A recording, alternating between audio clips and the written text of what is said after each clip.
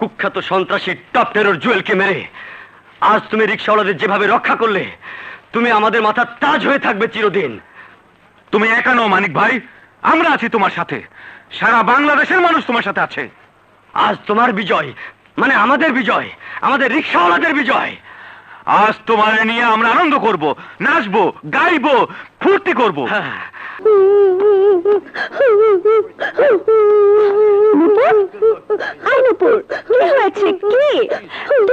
কেন? তোকে সাপোর্ট করেছিলাম বলে চায় না আমাকে মেরেছে। এত বড় সাহস চায় না। আই চল তোরা আমার সাথে চল।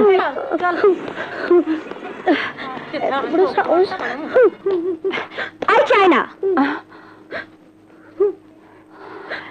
তুই নুপুরকে মেরেছিস কেন? মেরেছি, বেশ করেছি।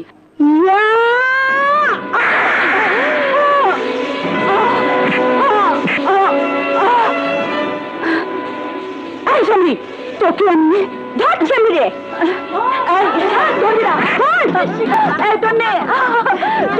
কিন্তু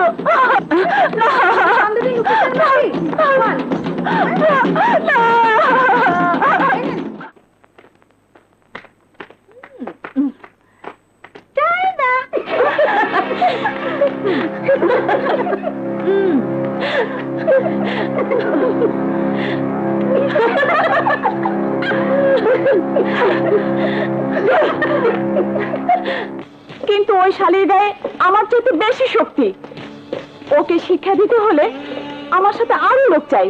বিমুনি, তার আগে ক তোর চুল কাটছে কোন শালায়? তন্নি, ওই শালী তন্নি। দেখতে কেমন? তোর চেয়ে ভালো না খারাপ? দেখে মাথা খারাপ হয়ে যায়। তাইলে যা ওরে সাইজ কর।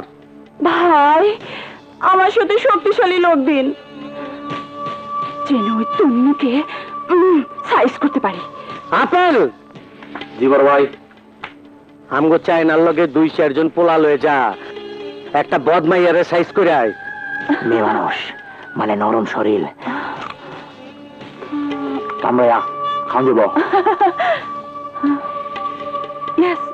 বড় ভাই যা। গো।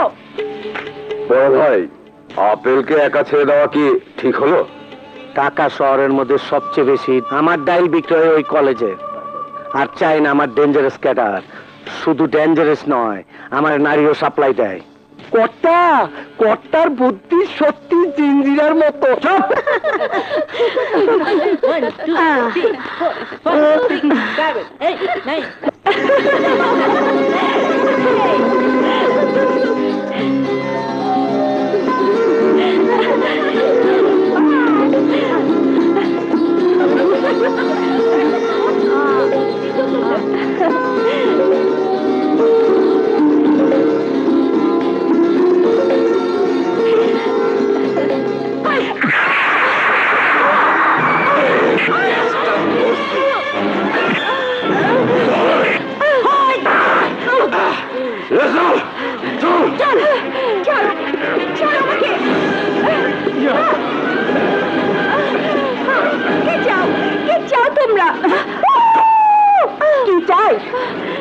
চাই প্রতিশোধ।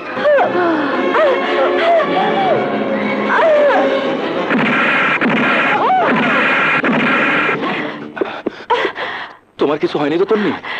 না আরাফাত, সময় মতো তুমি না এলে ওরা আমাকে মেরেই ফেলতো।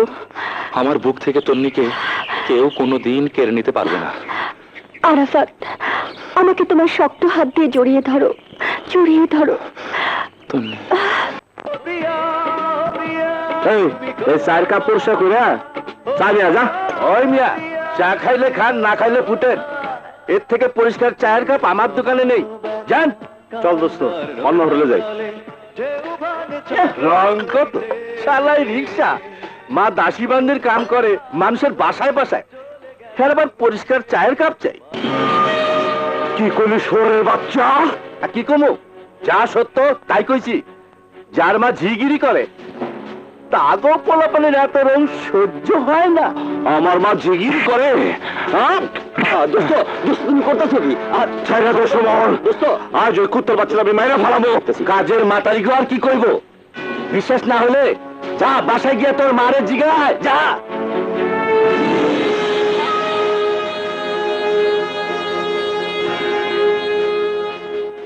শালা বান্দির বাচ্চা।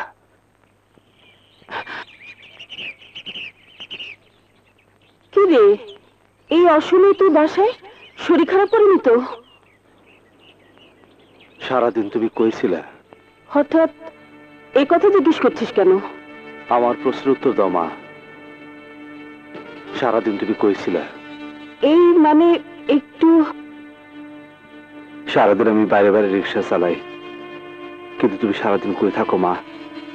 সত্যি করে কত মা, কই থাকো? সারাদিন বাসায় বসে বসে আমার হাতে পায়ে খিল ধরে যায়, তাই একটু। মিথ্যা কথা কইও না মা। তুমি এখনো মানুষের বাসায় কাজ করো। আমি ঠিক কই না মা? মাথা ঠান্ডা করে বস, বলছি। তুমি মানুষের বাড়িতে বাড়িতে কাজ কইরা তোমার 2 ছেলে মেয়ে মানুষ করছো। তোমার কষ্ট সহ্য না বলে আমি নিজে লেখাপড়া না করে রিক্সা চালাবা শুরু করছি। কিন্তু এখন তুমি মানুষের বাড়িতে কাজ করবা কেন? আমি যা কামাই করি তাতে তো আমাকে চলে যায়। তুমি কলেজে পড়তেছে, তারও তো আমি ঠিকই মাসে মাসে টাকা পাঠাইতেছি। তাইলে তোমার অভাব কিসের? কেন মানুষ আমারে কইব? তুমি মানুষের বাড়িতে যে কাজ করো। কাজ করলে কি মানুষ ছোট হয়ে যায় বাবা? হয় না মা, হয় না। কিন্তু আমার বুকে আঘাত লাগে, আমার কান্না পায়। এই শক্ত সবল 2 হাত থাকতেও যদি আমার মাকে মানুষের বাড়িতে কাজ করতে হয়, তার চেয়ে আমার পঙ্গু হয়ে যাওয়া অনেক ভালো বা অনেক ভালো। আমি সব সহ্য করতে রাজি আছি, কিন্তু আমার মায়ের দিকে কেউ আঙুল উঁচু করে কথা বলুক তা আমি সহ্য করবো না মা। আমি জানি বাবা, কিন্তু তুই সারাদিন এত পরিশ্রম করিস, সংসারের খরচ, তোর বোনের পড়ার খরচ, এত খরচ সামাল দিতে তোর কষ্ট হয়। মাথার ঘাম পায়ে ফেলে তুই সারাদিন রিক্সা চালিয়ে টাকা রোজগার করিস। মা হয়ে তোর এই কষ্ট আমি সইতে পারি না বাবা। তাই এই ছোট কাজ করে কিছু টাকা জমাচ্ছি। কেন মা, টাকাটা তুমি কি করবা? কেন জমাইতেছ? জমাই তন্নির জন্য। মেয়ে বড় হয়েছে, একদিন না একদিন বিয়ে দিতে হবে। তোমার টাকা জমাইতে হবো না মা। তন্নির বিয়ার জন্য যা প্রয়োজন আমি সব করতে পারবো, কিন্তু আমার মারে আমি আর মানুষের বাড়িতে দাসী বান্ধি হইতে দেব না। কিন্তু মা, আমার কসম লাগে, তুমি কথা দাও, তুমি আর কাজ করবার যাবা না। আচ্ছা বাবা, আচ্ছা, আমি যাব না। হলো তো, এবার যা, হাত মুখ ধুয়ে খাবি। তুমি জানো না মা, তুমি জানো না, আজকে যখন ওই হোটেলের ম্যানেজার তোমার দাসী বান্ধি বলে গালিগালাজ করলো, তখন আমার মনে হয়েছিল আমি আরো খুন করে। লোকে তো কত কথাই বলে, সব কথা কি ধরতে হচ্ছে? ভালো কথা, তোর দিকে টাকা পাঠাবি বলেছিলি, পাঠিয়েছিস? ক্ষমা পাঠিয়ে দিছি। যাক, একটা দুশ্চিন্তা শেষ হলো।